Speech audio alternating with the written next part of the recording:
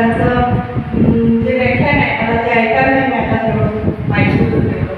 कारण सरांना मी पर्सनली त्यांचे क्लास अटेंड केले होते काही दिवस आणि खूप छान त्यांचं मार्गदर्शन असते मुलांच्या भविष्यासाठी. गडबडीनं त्यांचं मार्गदर्शन मुलांना असते आणि हे व्याख्यान आपल्यासाठी एक अमूल्य ठेवा आहे.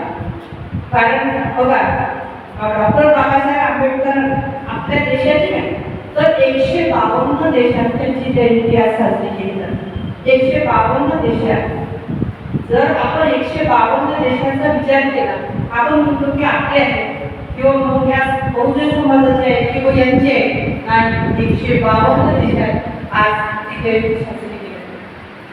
बघा डॉक्टर बाबासाहेब आंबेडकरांचं एक वाक्य आहे, शिका, संघटित व्हा आणि संघर्ष करा.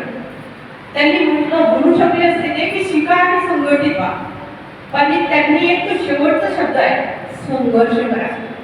त्यांना माहिती होतं की संघर्ष हा प्रत्येकाला करावा लागणार आहे. कारण जो श्रीमंत आहे त्याला सुद्धा बुद्धीनं काम करावंच लागेल, त्याला सुद्धा बुद्धीशिवाय काही काम चालणार नाही. आणि गरीब आहे त्याला शिक्षणासोबत आर्थिक सुद्धा अडचण जाणारच आहे.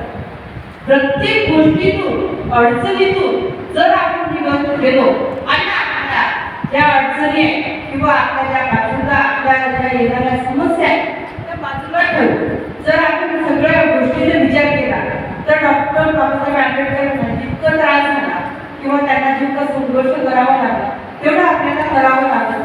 आता आईवडील सगळं प्रोव्हाइड करतात, सगळं मदत करतात किंवा मुलांना जे काही करायचं त्यासाठी सपोर्ट करतात.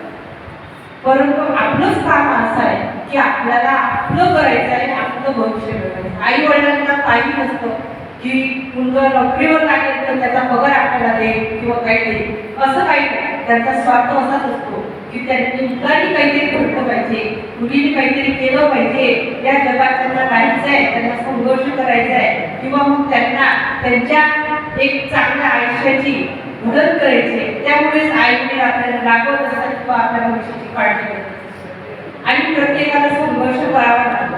संघर्षाला भिन्न प्रत्येक वेळेस आपण चावीचा गुच्छा काढतो. एखाद्या वेळेस आपल्याला आपल्या चावीच्या गुच्छामध्ये आपल्याला ते गोडताना आपण म्हणतो की ही या चावीने लॉक पडेल, या चावीने लॉक पडेल.